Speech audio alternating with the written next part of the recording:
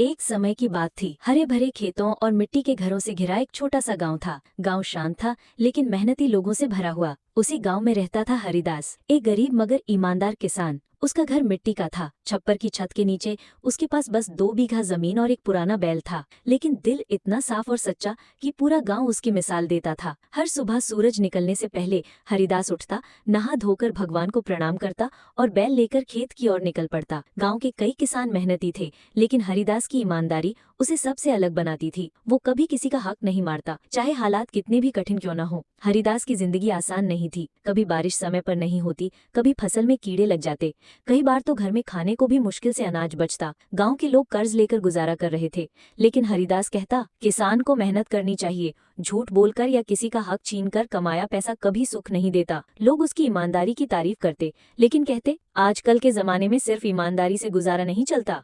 एक दिन हरिदास खेत में हल चला रहा था।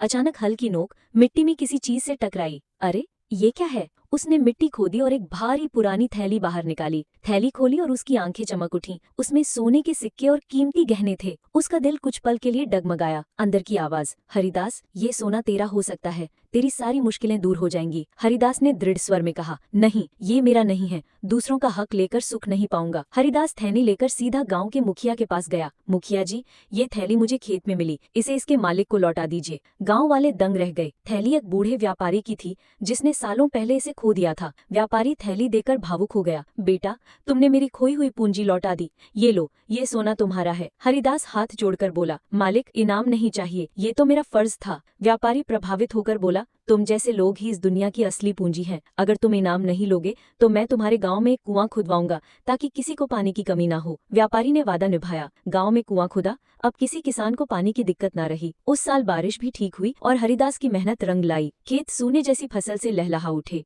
एक दिन गांव के बच्चे हरिदास के पास आए। बच्चा जिज्ञासा से, चाचा, आप इतने गरीब थे फिर भी आपने सोने की थैली लौटा दी, क्यों?